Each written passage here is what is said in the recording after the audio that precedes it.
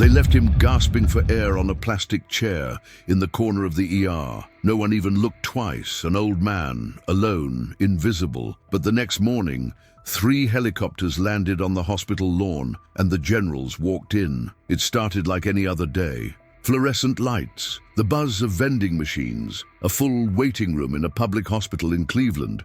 Frank Delaney, 68 years old, quietly checked in for his appointment. He wasn't loud, he didn't complain, just sat with his hands crossed, a faint tremor in his fingers. People came and went. He stayed and stayed. Hours passed. His name wasn't called. Younger people, louder people came after him and left before him. The receptionist barely glanced at him. She didn't see the pain in his chest. She didn't notice his skin turning pale. To her, he was just another old vet, another nobody. But Frank had been waking up for weeks, drenched in sweat. He'd served 2 tours in Vietnam, led black ops no one talks about. He didn't like doctors, but the pain got worse. So he went, hoping someone would listen, someone would see him, but nobody did. Not even when he shifted in his seat, clutching his chest.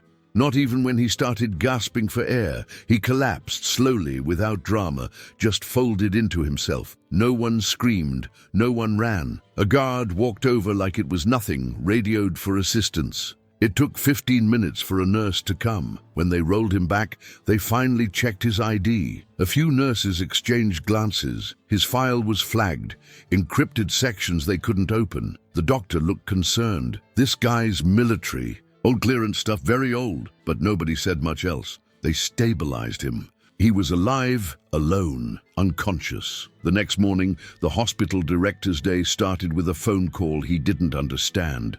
2 hours later, a roar echoed over the roof. 3 military helicopters descended onto the front lawn. Generals stepped out, full dress uniform, flanked by MPs. They didn't knock, they walked straight in, and they were furious. "Where is he?"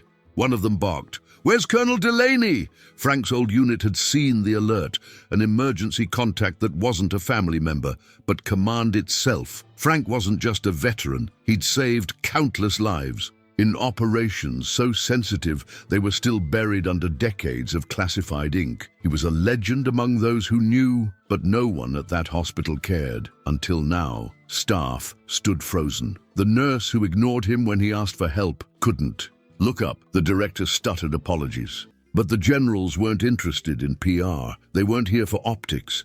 They stood beside Frank's bed, one of them holding his hand like a son would. Frank opened his eyes slowly. When he saw the men in uniform, tears rolled down his cheeks. They hadn't forgotten. The next day, a video went viral, a quiet speech from Frank, his voice raspy, saying, "I never wanted special treatment, just respect, just to be seen."